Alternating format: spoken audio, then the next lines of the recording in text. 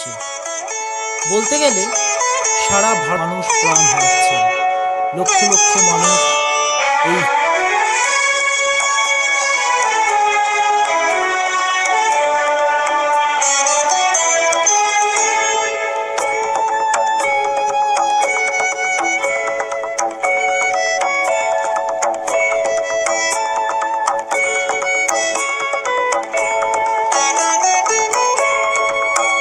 যারা আমরা যারা না রাশি রাশি করেছি খুশি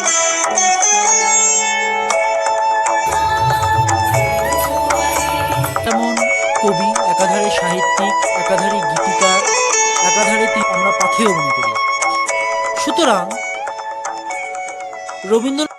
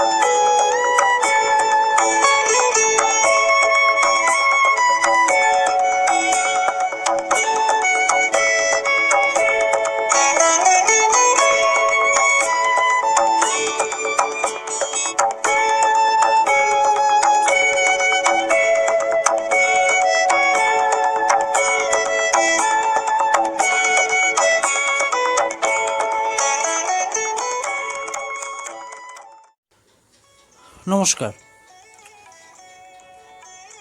আজ 25শে বৈশাখ, বিশ্বকবি কবিগুরু রবীন্দ্রনাথ ঠাকুরের জন্মদিন বা জন্মজয়ন্তী, যেটাই বলা যায়। সেই সূত্র ধরে আজ 160তম জন্মজয়ন্তী আমাদের কবিগুরু রবীন্দ্রনাথ ঠাকুরের পালিত হচ্ছে। বলতে গেলে সারা ভারতবর্ষ জুড়েই এই রবীন্দ্র জয়ন্তীর পালনের ক্ষেত্র বলা চলে। কবিগুরু শুধু তো আমাদের পশ্চিমবাংলা, ভারতবর্ষ এখানকারই শুধু তিনি আবদ্ধ ছিলেন না, বা এইখানকার তিনিই কবি ছিলেন না। সারা বিশ্বে তার প্রতিভা যে ক্ষেত্র, তার সম্বন্ধে কিন্তু সারা বিশ্ববাসী পরিচিত। সেই সূত্র ধরেই আজকের দিনটি সমগ্র বিশ্বেই কোথাও না কোথাও ঠিক পালিত হচ্ছে। কিন্তু এই পালনের নিরিখে এবারকার প্রেক্ষিত গতবারের প্রেক্ষিতের মতোই একই রকম, বড়ই মলিন এবারকার প্রেক্ষিত। গতবারেও একই ধরনের অবস্থা ছিল। কিন্তু কেন? আপনারা সবাই জানেন, আজ বিশ্ব এক সাংঘাতিক মহামারীর মধ্যে দিয়ে এগিয়ে চলেছে। তা হচ্ছে করোনা পরিপ্রেক্ষিত, যার মধ্যে দিয়ে হাজারো হাজারো মানুষ, লক্ষ লক্ষ মানুষ প্রাণ হারাচ্ছেন। লক্ষ লক্ষ মানুষ এই ভাইরাসের কবলে আক্রান্ত হয়েছেন এবং বিশ্বের লক্ষ লক্ষ মানুষ, তারা যাদের আমি বলছি, যারা ডাক্তার, স্বাস্থ্যকর্মী, এনারা সবাই এই মারণ ভাইরাসের সঙ্গে লড়াই করে চলেছেন, যাতে তারা আমাদের প্রাণকে বাঁচাতে পারে। তাই জন্য তাদের কুর্নিশ জানাই। বর্তমানে আমাদের ভারতবর্ষের অবস্থা সত্যি খুব কঠিন। বিশেষ করে 2021-এর এপ্রিল মাস থেকেই এই কঠিনতর সমস্যার মধ্যে দিয়ে ভারতবর্ষ এগিয়ে চলেছে। কারণ এই মহামারীর দ্বিতীয় ঢেউ আমাদের ভারতবর্ষকে গ্রাস করে ফেলেছে। প্রতিদিন হাজার হাজার মানুষ প্রাণ হারাচ্ছেন, কিন্তু তার মধ্যেও আজকে আমাদের এই কবিগুরুর জন্মজয়ন্তী উপলক্ষে খুব মলিন হলেও তার জন্মজয়ন্তীর দিনটি খুব সামান্যভাবেই যতটা করা যায় সেই অনুযায়ী পালিত হচ্ছে। এবং আমরা আজকে দূরদর্শনের মধ্যেও দেখতে পেয়েছি খুব অনাড়ম্বর এই পালন উৎসব, এবং সেখানে আমাদের মাননীয় মুখ্যমন্ত্রী শ্রীমতী মমতা ব্যানার্জি থেকে শুরু করে আরও যারা রয়েছেন জ্ঞানীগুণী ব্যক্তিগণ, তারা কিন্তু বিভিন্ন জায়গায় আমাদের কবিগুরুর প্রতি শ্রদ্ধা জ্ঞাপন করেছেন এবং মাল্যদান করেছেন।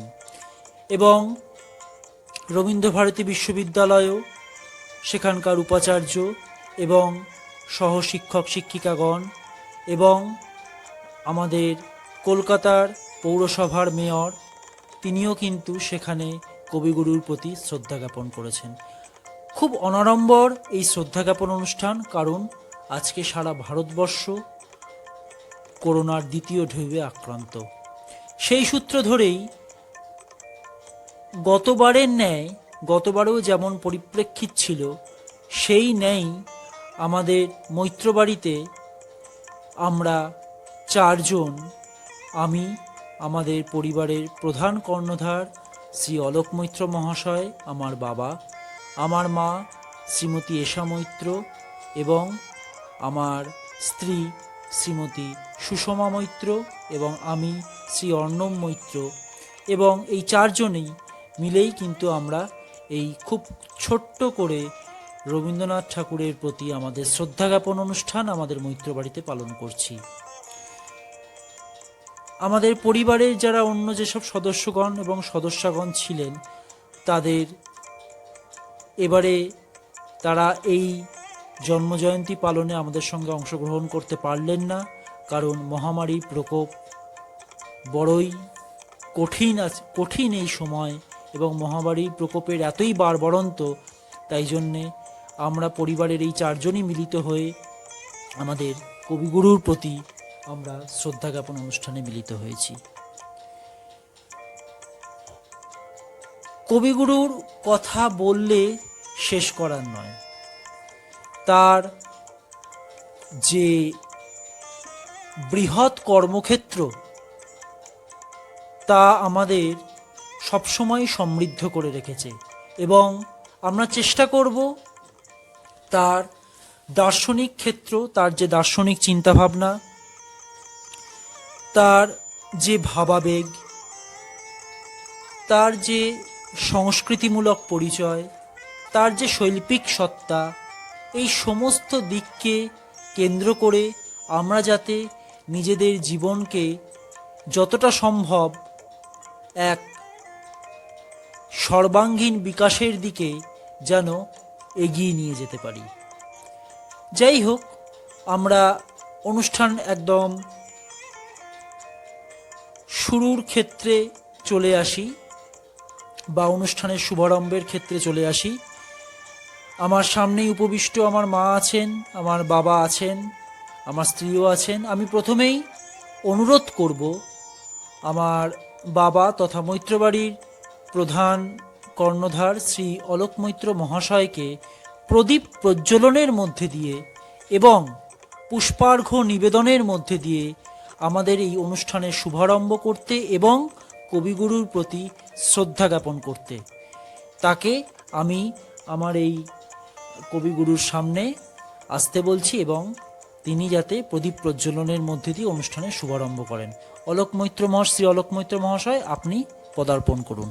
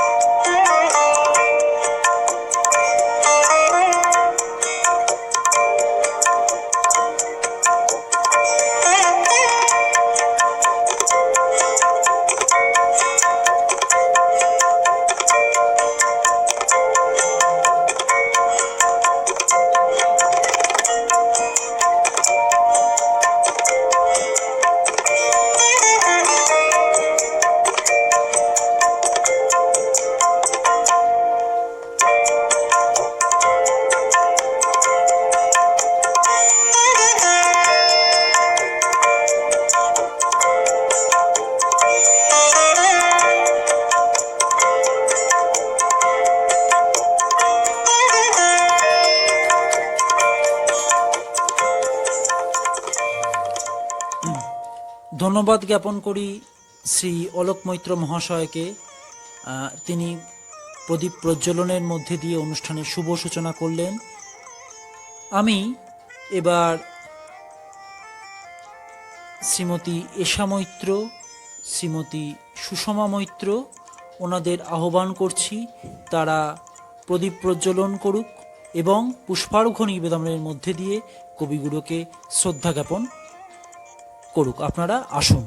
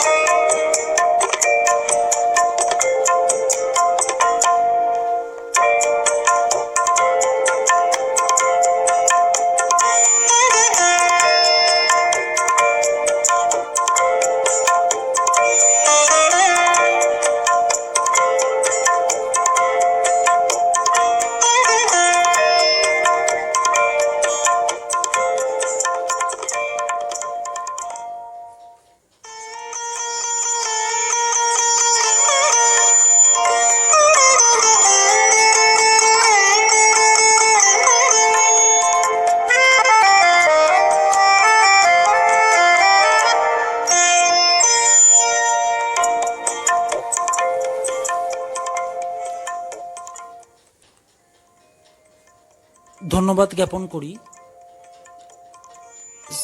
শ্রীমতী এশা মৈত্র এবং শ্রীমতী সুষমা মৈত্রকে।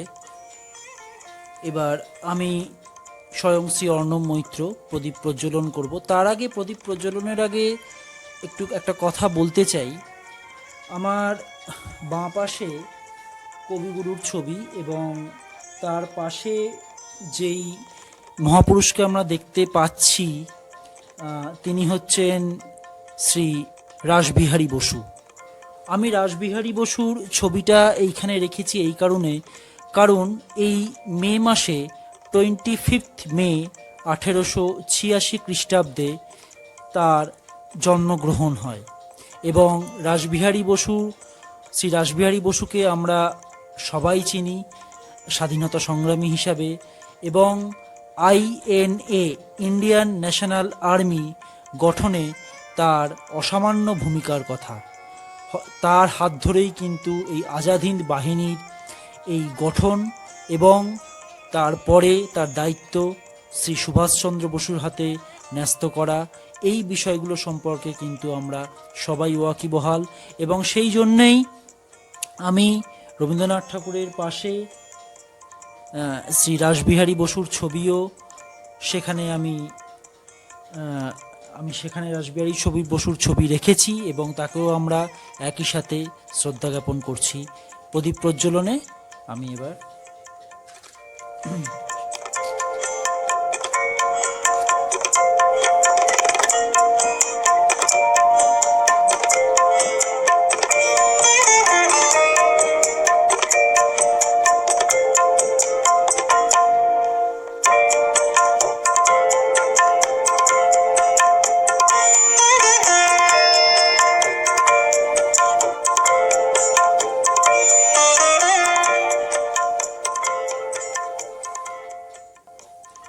পুষ্পার্ঘ্য নিবেদন।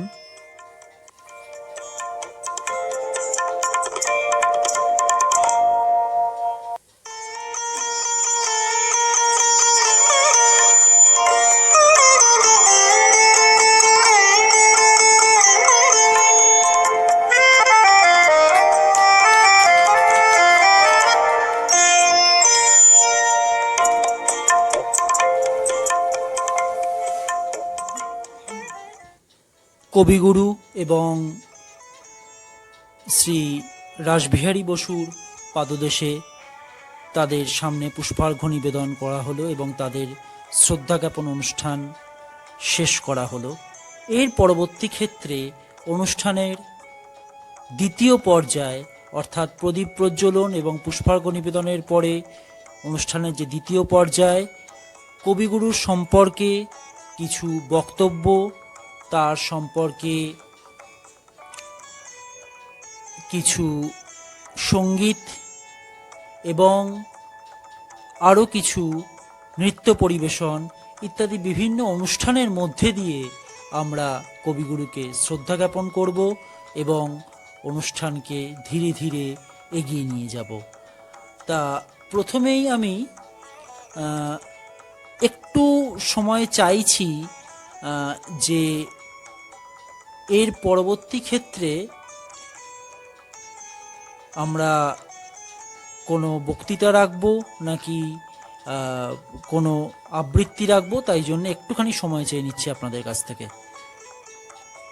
আপনাদের কাছে একটু সময় চেয়ে নিয়েছিলাম, তা আমরা নিজেরা ঠিক করলাম যে প্রথমে কবিগুরুর সম্পর্কে কিছু বক্তব্য রাখবেন শ্রী অলোক মৈত্র মহাশয়। তিনি কবিগুরুকে শ্রদ্ধা জ্ঞাপনের মধ্যে দিয়ে এবং তার বক্তব্যের মধ্যে দিয়ে কবিগুরুর প্রতি তার যে শ্রদ্ধা জ্ঞাপন এবং এরই সঙ্গে দু চার কথা শ্রী রাসবিহারী বসুর সম্বন্ধেও তিনি আপনাদের সামনে উপস্থাপন করবেন।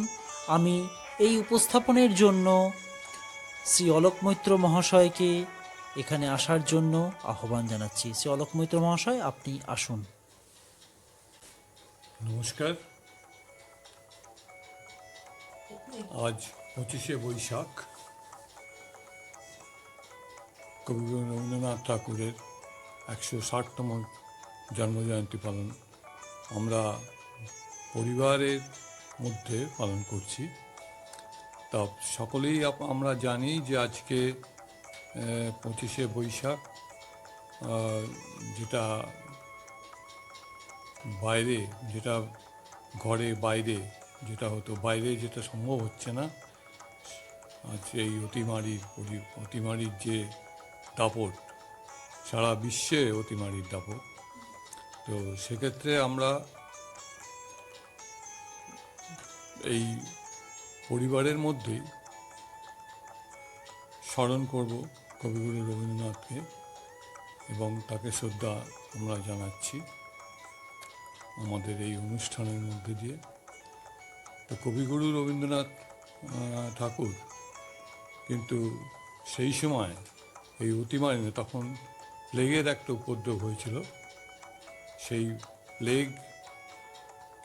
প্লেগে যারা, সেই মহামারীতে যে মানুষের যে প্রচণ্ড দুর্দশাগ্রস্ত মানুষ, তাদের সেবায় কিন্তু নিয়োজিত হয়েছিলেন রবীন্দ্রনাথ ঠাকুর তার পরিবারের সদস্যদের নিয়ে এবং ভগিনী নিবেদিতাকে সঙ্গে নিয়ে এই কাজে কিন্তু ব্রতী হয়েছিলেন। তো আজকে সেটাই মনে পড়ছে যে আমরা এই অতিমারিতে যারা বাইরে গিয়ে হয়তো মানুষের পাশে আমরা দাঁড়াতে কতটুকু পারছি, সেটা কিন্তু আজকে আমরা উপলব্ধি করছি যে আমরা হয়তো মনে মনে ভাবছি যে কিছু একটা করা উচিত, যাওয়া উচিত, মানুষের পাশে থাকা, কিন্তু যে পরিবেশ যা, তাতে করে কিন্তু সবটাই সম্ভব হচ্ছে না। এই রোগটি একটি এমনই যে মানুষ থেকে মানুষের যে সম্পর্ক, মানুষের যে মেলামেশা, সেটা থেকে কিন্তু মানুষকে বিচ্ছিন্ন করে রাখার একটা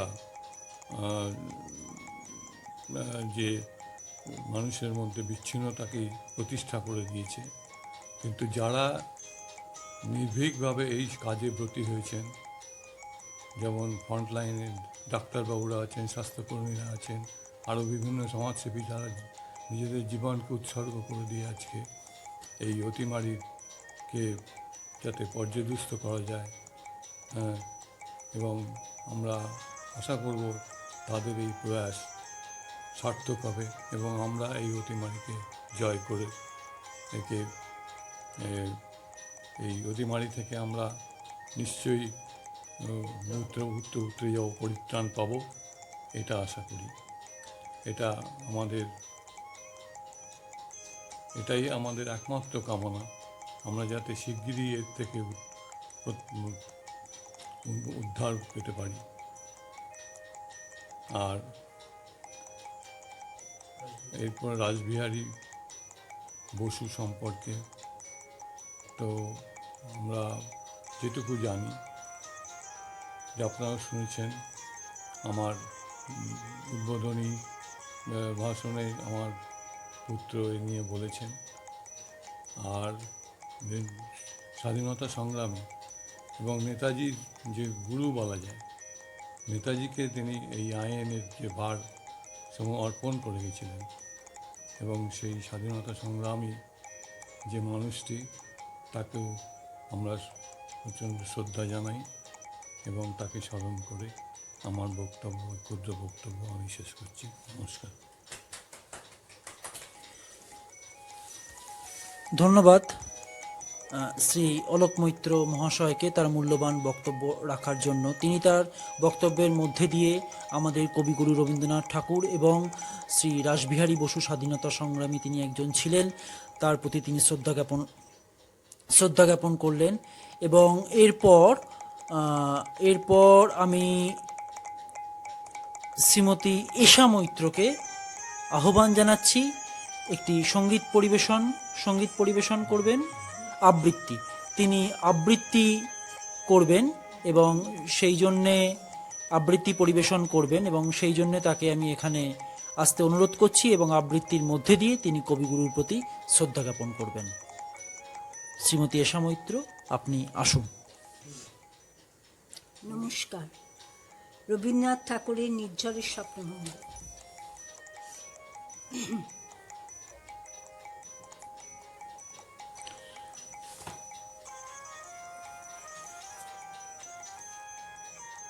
আজি এ প্রভাতে রবির কর, কেমনে পশিল প্রাণের পর, কেমনে পশিল গুহার আধারে প্রভাত পাখির গান।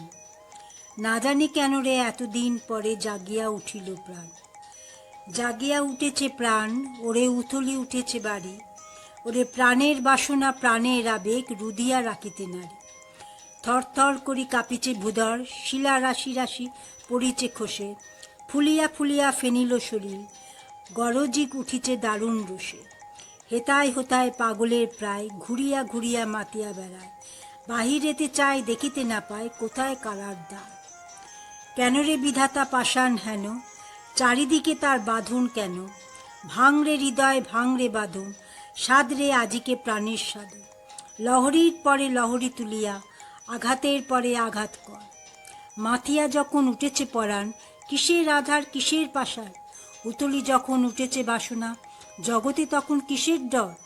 আমি ঢালিব করুণ ধারা, আমি ভাঙিব পাষাণ কারা, আমি জগৎ প্লাবিয়া বেড়াবো গাহিয়া আকুল পাগল পাড়া। কেশ এলাইয়া ফুল কুড়াইয়া, রামধনু আঁকা পাখা উড়াইয়া, রবির কিরণে হাসি ছড়াইয়া দিবরে পলান ডালে। শিয়র হইতে শিখরে হইতে শিখরে ছুটিব, ভূধর হইতে ভূধরে লুটিব, হেসে খল খল গেয়ে কল কল তালে তালে দিব তালি। এত কথা আছে, এত গান আছে, এত প্রাণ আছে মোর, এত সুখ আছে, এত স্বাদ আছে, প্রাণ হয়ে আছে। কি জানি কি হলো আজি জাগিয়া উঠিল প্রাণ, দূর হতে শুনি যেন মহাসাগরের গান। ওরে চারদিকে মোর একই কারাগার ঘোর, ভাঙ ভাঙ ভাঙ কারা, আঘাতে আঘাত কর। ওরে আজ কি গান গেয়েছে পাখি, এসেছে রবির কর। নমস্কার। শ্রীমতী ঈশা মৈত্রকে তার সুন্দর আবৃত্তি পরিবেশনের জন্য এবং আবৃত্তি পরিবেশনের মধ্যে দিয়ে তিনি কবিগুরুর প্রতি শ্রদ্ধা জ্ঞাপন করলেন। প্রথমে একটু বলে রাখি, আমরা আমার পরিবারের যারা আবৃত্তি করছে বা সঙ্গীত পরিবেশন করছেন, তাদের তো অনুশীলনের সেই জায়গাটা নেই। এনারা কবিগুরুর প্রতি শ্রদ্ধা জ্ঞাপনের জন্যে স্বতঃস্ফূর্তভাবে নিজের মন থেকে তারা এই সঙ্গীত, আবৃত্তি, নৃত্য ইত্যাদি পরিবেশন করছেন। যদি কোনো রকম ভুল ত্রুটি হয়ে থাকে অবশ্যই মার্জনা করবেন। এবং কবিগুরুর প্রতি শ্রদ্ধা জ্ঞাপনই হচ্ছে আসল জায়গা, এবং নিজের মনের থেকে যেটা আসে, মনের থেকে ভালোবেসে কবির প্রতি শ্রদ্ধা জ্ঞাপনই হচ্ছে আসল সার্থকতার জায়গা। আমি এবার শ্রী অলোক মৈত্র মহাশয়কে একটি সঙ্গীত পরিবেশনের জন্য আহ্বান জানাচ্ছি, এবং এর মধ্যে দিয়ে তিনি কবিগুরুর প্রতি শ্রদ্ধা জ্ঞাপন করবেন। শ্রী অলোক মৈত্র মহাশয়, আপনি আসুন। নমস্কার।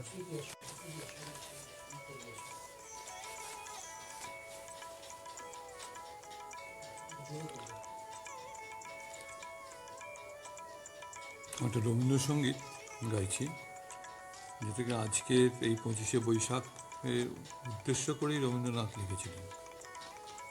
তা আমি একটু চেষ্টা করছি গানটা গাইতে, ত্রুটি হলে মার্জনা করে নেবেন। হে নূতন দেখা দিকার বার, জন্মের প্রথম শুভক্ষণ। হে নূতন তোমার প্রকাশ হোক, কুহেলিকা করি উদ্ঘাটন, সূর্যের মতন। হে নূতন দেখা দিকার বার, জন্মের প্রথম শুভক্ষণ। তোমার প্রকাশ হোক, কুহেলিকা করি উদ্ঘাটন, সূর্যের মতন। হে নূতন দেখা দিকার বার, জন্মের প্রথম শুভক্ষণ। রিক্ততা বক্ষ বেদি আপনারে কর উন্মোচন, ব্যক্ত হোক জীবনের জয়, ব্যক্ত হোক তোমাতে অসীমের চিরবিস্ময়। হে নূতন দেখা দিকার বার, জন্মের প্রথম শুভক্ষণ। ব্যক্ত হোক জীবনের জয়, ব্যক্ত হোক তোমাতে অসীমের চিরবিস্ময়।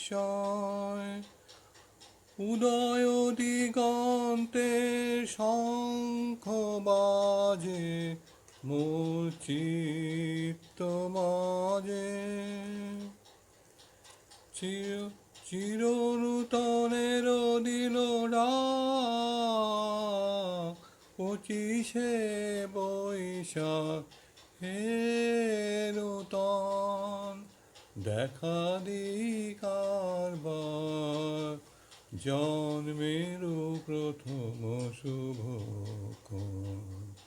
হে নূতন দেখা দিকার বার, জন্মের প্রথম শুভক্ষণ। নমস্কার। ধন্যবাদ জ্ঞাপন করি শ্রী অলোক মৈত্র মহাশয়কে তার এই সঙ্গীত পরিবেশনের জন্য। রবীন্দ্রসঙ্গীত পরিবেশনের জন্য। অনুশীলনের যেহেতু কোনো ক্ষেত্র নেই, নিজের মনের থেকে কবিকে শ্রদ্ধা জ্ঞাপন এবং সেই সূত্র ধরেই এই বিভিন্ন শৈল্পিক নৈপুণ্যকে আমরা আপনাদের সামনে তুলে ধরছি। এরপরে নৃত্য পরিবেশনের জন্য শ্রীমতী সুষমা মৈত্রকে আমি আহ্বান করছি। সে একটি রবীন্দ্র নৃত্য আপনাদের সামনে পরিবেশন করে কবির প্রতি শ্রদ্ধা জ্ঞাপন করবেন। এর জন্য একটু সময় চেয়ে নেব আমরা। আমাদের এই নৃত্যের জায়গাটিকে একটুখানি ঠিক করে নিতে হবে এবং তারপরে তিনি নৃত্য পরিবেশন করবেন এবং আমরা সুষমা মৈত্রকে আহ্বান জানাচ্ছি।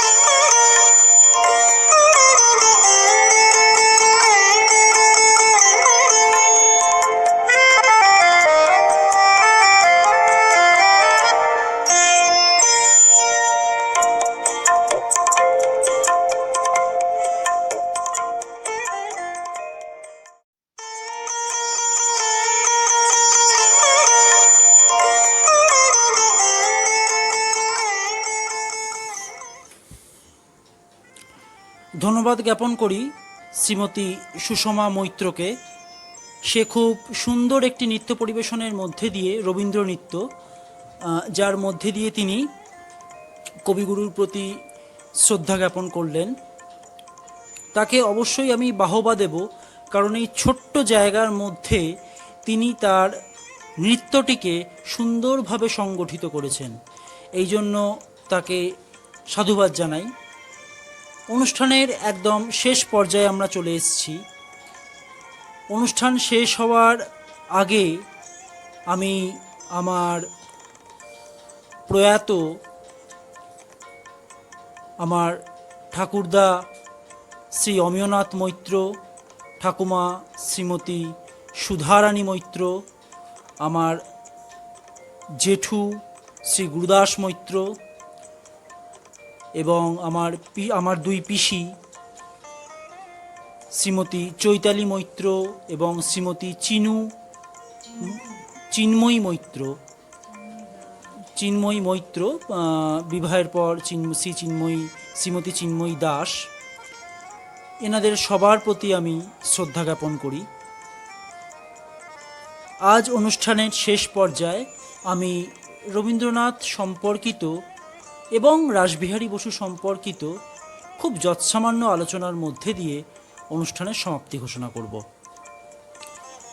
আমরা জানি আজ রবীন্দ্রনাথের 160তম জন্মজয়ন্তী। এই করোনা মহামারীর সময় রবীন্দ্রনাথের জন্মজয়ন্তীর এই যে ক্ষেত্র তা খুবই অনাড়ম্বর। সেই সূত্র ধরেই আমাদের পরিবারে আমরা তার জন্মজয়ন্তী পালন করছি গতবারের ন্যায়। গতবারেও একই রকম পরিপ্রেক্ষিত ছিল, করোনা মহামারী। 2020 সাল ভয়াবহ সাল, 2021 তার চেয়েও ভয়াবহ। প্রচুর মানুষের আর্তনাদ, মানুষের মৃত্যু চোখের সামনে দেখতে হচ্ছে। তবু যাই হোক, একটু আনন্দের জায়গা। রবীন্দ্রনাথকে বলতে গেলে তিনি একাধারে যেমন কবি, একাধারে সাহিত্যিক, একাধারে গীতিকার, একাধারে তিনি বিভিন্ন ধরনের নাট্যকারও বলা যেতে পারে। সমস্ত দিকেই যেন তার প্রতিভা বিরাজমান এবং সেই সূত্র ধরেই সারা বিশ্বে তার খ্যাতি মহিমা ছড়িয়ে রয়েছে। বিশ্বের কোনো জায়গা নেই যেখানে কবিগুরুকে চেনে না। আমাদের বাঙালি হওয়ার এক গর্ব আমাদের কবিগুরু রবীন্দ্রনাথ ঠাকুর। আজ আমরা গর্ববোধ করি যে আমরা বাঙালি। আমাদের বাংলা ভাষা বিশ্বের দরবারে এক বিশেষ স্থান অধিকার করেছে। বাংলা মোদের গর্ব, আমরি বাংলা ভাষা। যাই হোক, রবীন্দ্রনাথ মাতৃভাষাকে মাতৃদুগ্ধের সমান বলে তিনি সবার সামনে তুলে ধরেছিলেন। শিক্ষা ব্যবস্থাকে যদি আমরা মাতৃভাষার মাধ্যমে, অর্থাৎ যার যেটা মাতৃভাষা, আমাদের মাতৃভাষা বাংলা, এই বাংলার মাধ্যমে যদি শিক্ষার মাধ্যমকে আমরা তৈরি করতে পারি, তাহলে হয়তো আমাদের প্রত্যেকটি শিশু ভীষণভাবে উপকৃত হবে। কারণ রবীন্দ্রনাথের সময় পাশ্চাত্য শিক্ষার একটা ক্ষেত্র বিশেষভাবে দেখা গেছিল, যেখানে ইংরেজিকেই মাধ্যম হিসেবে ধরে নেওয়া হয়েছিল। যেহেতু ব্রিটিশ সরকার তখন, ব্রিটিশ অধ্যুষিত ভারতবর্ষ, ব্রিটিশ শাসন চলছে, ব্রিটিশরা সবসময় তাদের নিজেদের সুবিধার জন্য তারা শিক্ষা ব্যবস্থা তৈরি করেছিলেন এবং সেখানে তারা ইংরেজি মাধ্যমকেই প্রধান মাধ্যম হিসেবে বেছে নিয়েছিলেন। কিন্তু রবীন্দ্রনাথ তার বিরোধিতা করেন এবং সেখানে তিনি মাতৃভাষার মাধ্যমেই শিক্ষার ক্ষেত্রকে এগিয়ে নিয়ে যেতে বলেছিলেন। এবং সবার জন্য শিক্ষা, প্রত্যেকের জন্য শিক্ষা, কোনো চুঁইয়ে পড়া নীতি নয়। চুঁইয়ে পড়া নীতির বলতে গেলে একমাত্র ওপরের তলার মানুষেরা শিক্ষিত হবে আর নিচের তলার মানুষেরা সেই শিক্ষার আলোক থেকে আলোকিত হবে, তা নয়। এভাবে কোনোভাবেই শিক্ষা সম্ভব হয় না। শিক্ষাকে চুইয়ে পড়া নীতির কবল থেকে মুক্ত করতে হবে, শিক্ষাকে সর্বাঙ্গীন করে তুলতে হবে। শিক্ষা প্রত্যেকের জন্য, অন্ধকার থেকে বেরিয়ে আলোর দিশা দেখাতে হবে। এইভাবে কিন্তু রবীন্দ্রনাথ শিক্ষা ব্যবস্থাকে কল্পনা করেছিলেন। তার শিক্ষায় ভাববাদ এবং প্রকৃতিবাদের মিলনকে আমরা দেখতে পাই এবং সেই সূত্র ধরেই শান্তিনিকেতন, শ্রীনিকেতনের যে ক্ষেত্র প্রতিষ্ঠা হয়েছিল তার এই ভাববাদী দৃষ্টিভঙ্গির ওপরেই, ভাববাদ এবং প্রকৃতিবাদী দৃষ্টিভঙ্গির ওপরে। 1907 সালে শান্তিনিকেতন এবং 1921 সালে তা বিশ্বভারতী রূপে আখ্যায়িত হয়। যাই হোক, বিশ্বকবির বিভিন্ন দিক থেকে তিনি এই শিল্পক্ষেত্রে সমাদৃত হয়েছিলেন। শিল্পর ক্ষেত্র বিশেষে মানুষের যে চেতনা, ভাবনা, ভালোবাসা, তার নৈতিকতা বোধ, তার মূল্যবোধকে এগিয়ে নিয়ে যাওয়ার ক্ষেত্রকে তিনি আমাদের সামনে তুলে ধরেছিলেন। সেই আদর্শে দীক্ষিত হওয়াই আমরা পাথেয় মনে করি। সুতরাং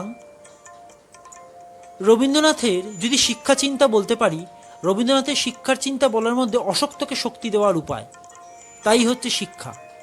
এবং সেখানে তিনি বৈজ্ঞানিক চেতনা, দার্শনিক চেতনা সহ পাঠ্যক্রমিক বিভিন্ন কার্যাবলীর যে ক্ষেত্র, অর্থাৎ নাটক, গান, আবৃত্তি, ছবি আঁকা, বিভিন্ন ক্ষেত্র, রবীন্দ্রনাথ নিজেও একজন অঙ্কন শিল্পী হিসেবে পরিচিত ছিলেন।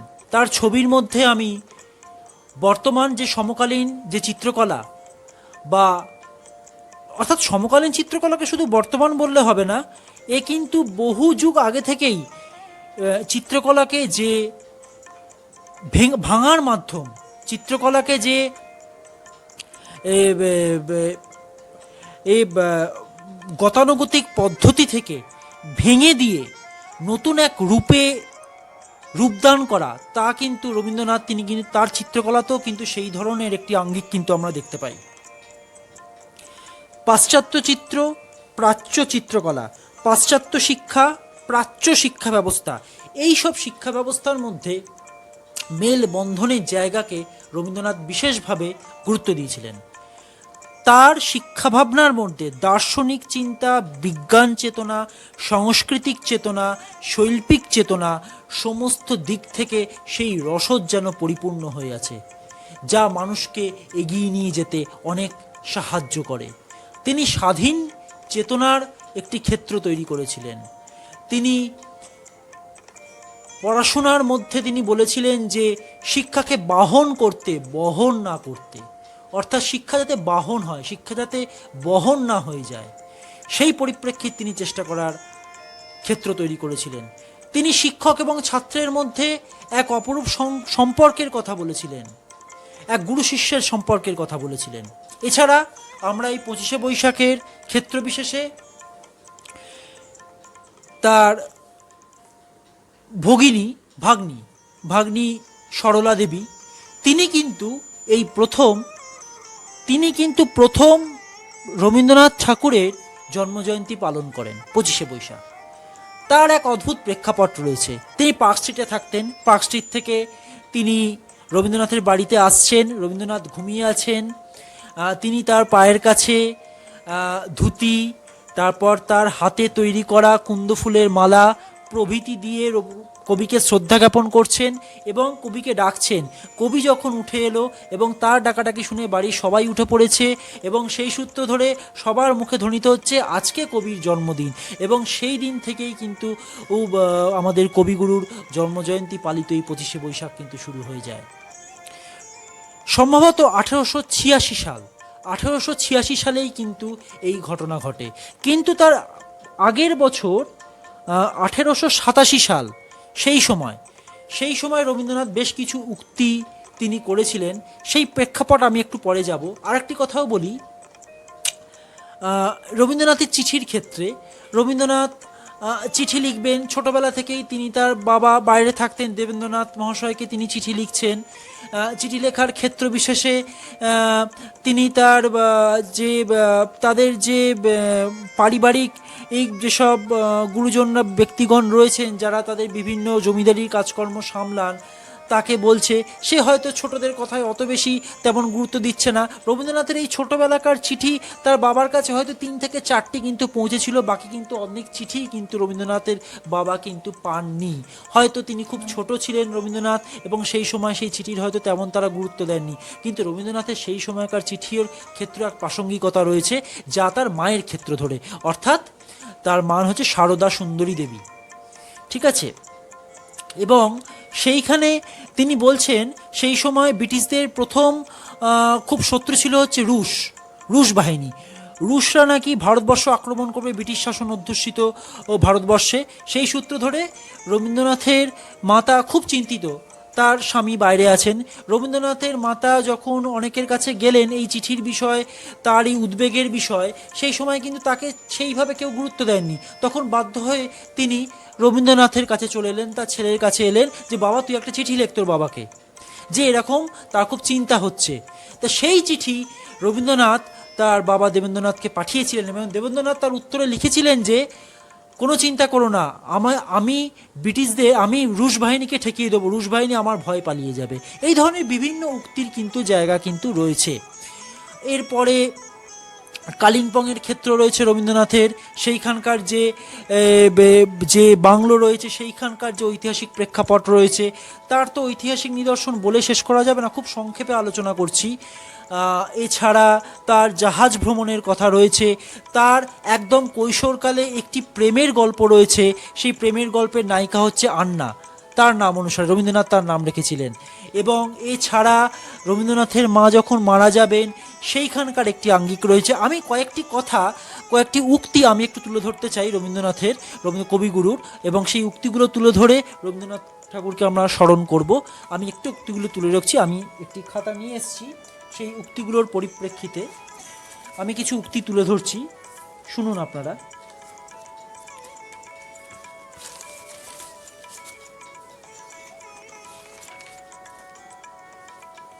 যেমন এইখানে বলা হয়েছে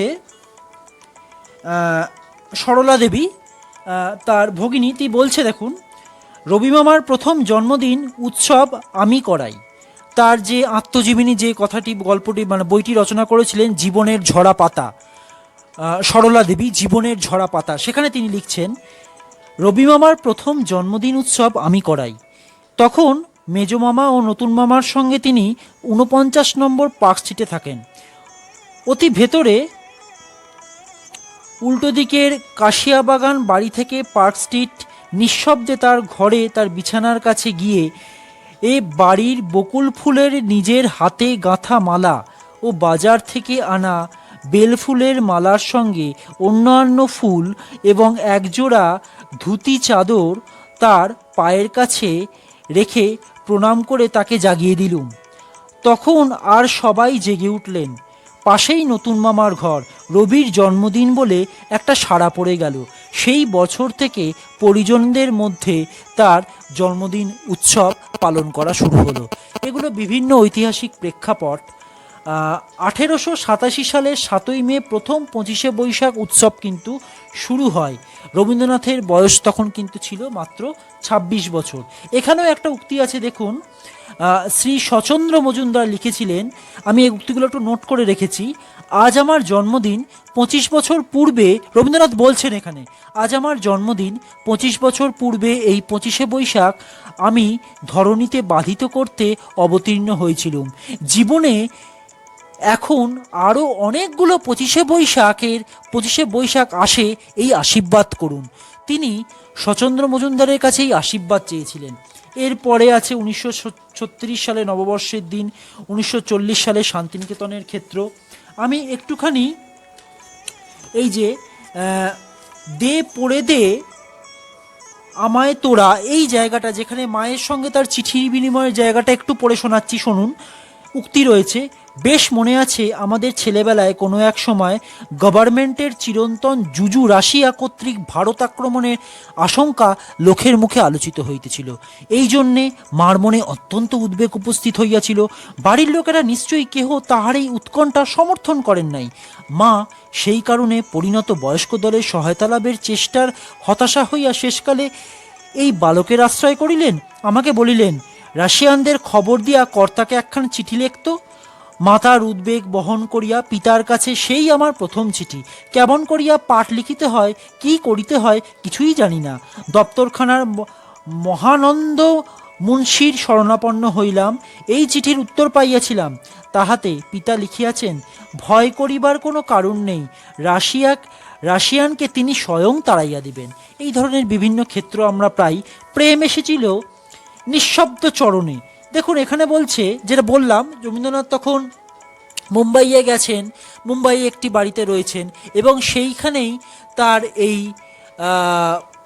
ওনার আন্নার সঙ্গে পরিচয়, এবং সেই সূত্র ধরেই কিন্তু তাদের একটা প্রেমালাপ শুরু। যদিও রবীন্দ্রনাথ তখন কৈশোরকাল, সেরকমভাবে তিনি আন্নাকে সেইভাবে তিনি দেখেননি, কিন্তু পরবর্তী জীবনে তার এই প্রেম ভালোবাসা কিন্তু যথেষ্ট প্রাসঙ্গিকতা লাভ করেছিল, এবং তার রচনায় আমরা তা পেয়ে থাকি। তো এইখানে বলা হচ্ছে, দেখুন, আমি একটু প্রদীপটা নিভিয়ে দিচ্ছি কারণ বুক পুড়ে যাবে।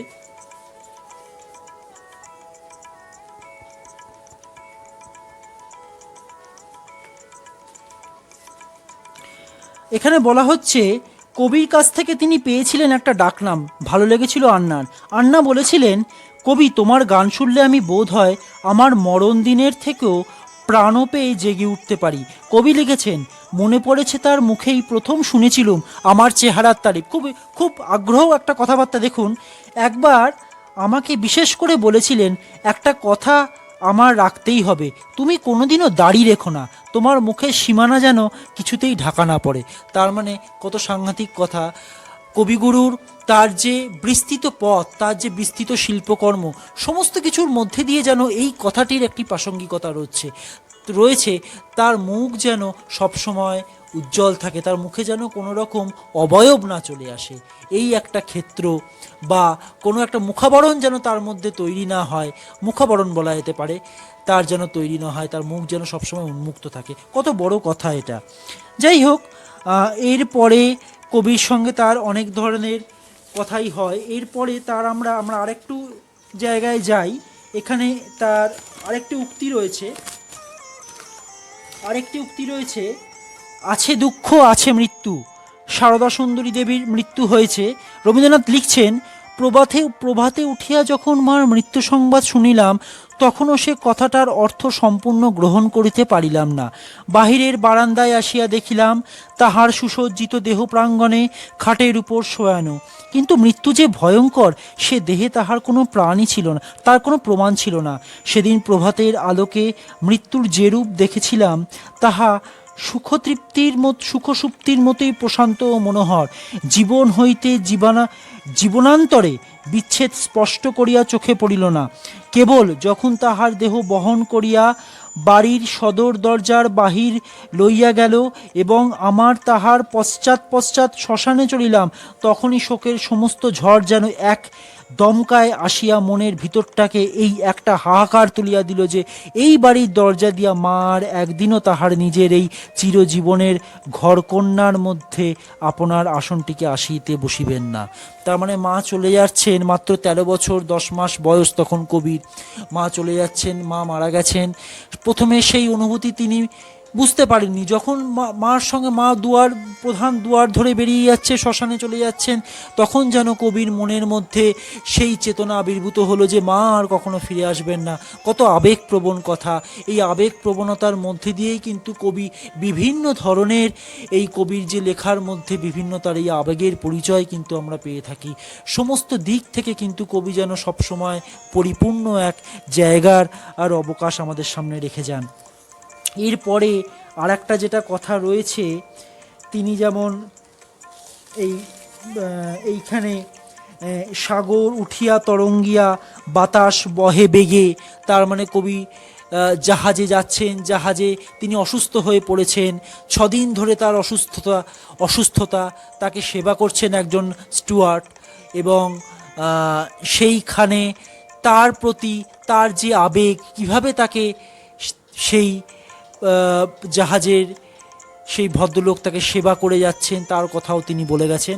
এই রকমভাবেই কবির কালিম্পংয়ের ক্ষেত্রে কবির সবচেয়ে বড় জায়গা, কেউ মনে রাখেনি কবির প্রিয় গৌরীপুর হাউসকে।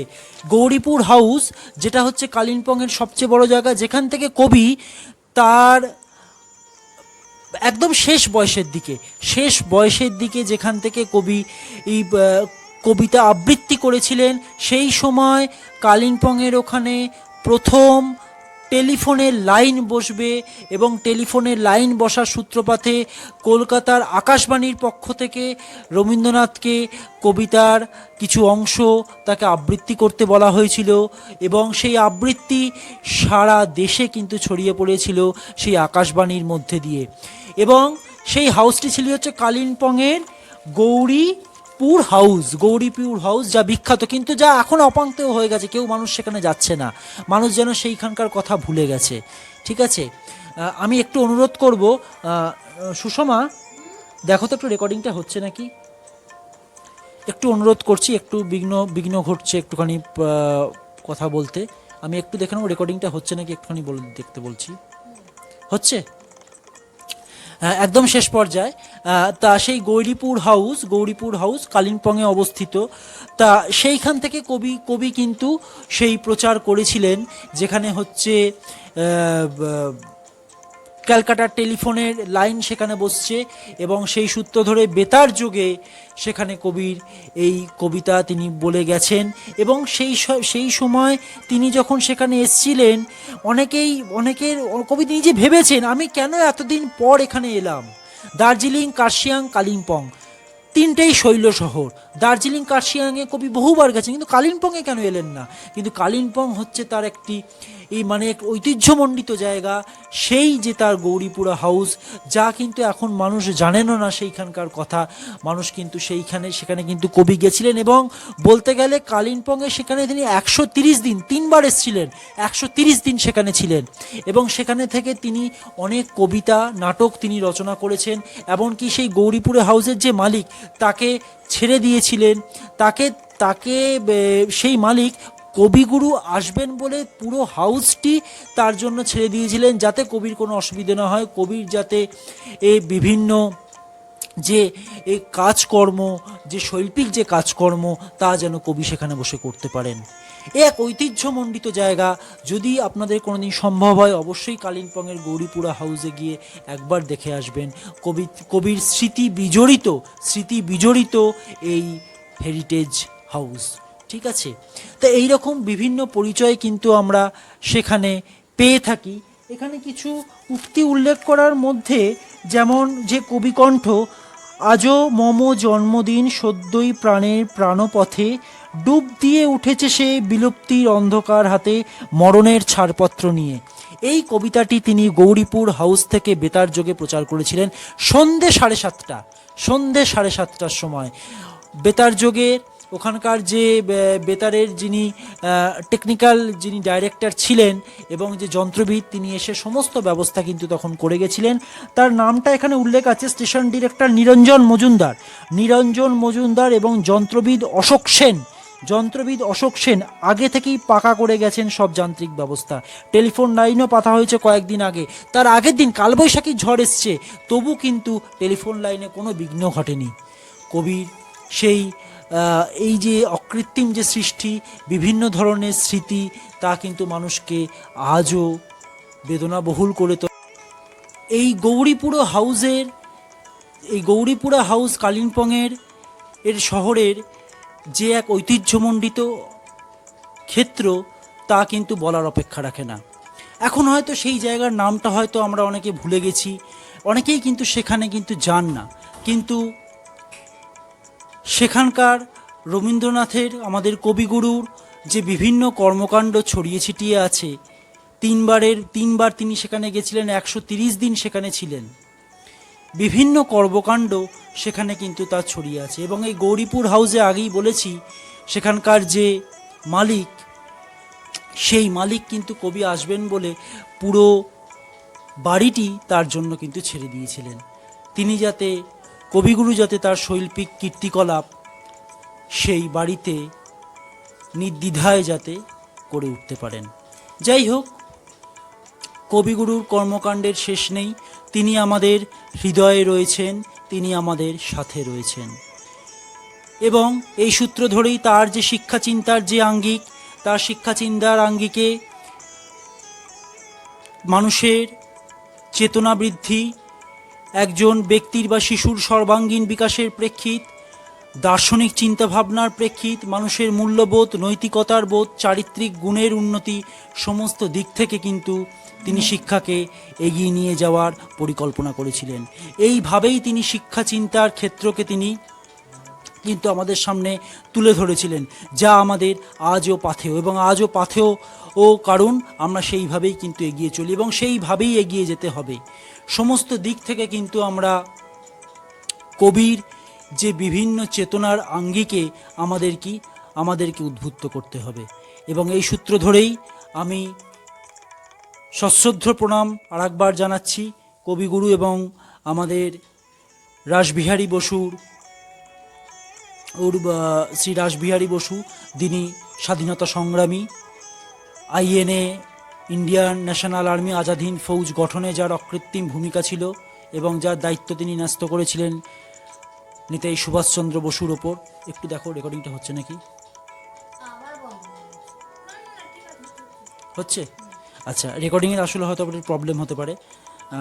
তা সুতরাং এই সমস্ত কিছু দেখে এবং কবির ভাবনাকে পাথেয় করে আমরা এগিয়ে চলব।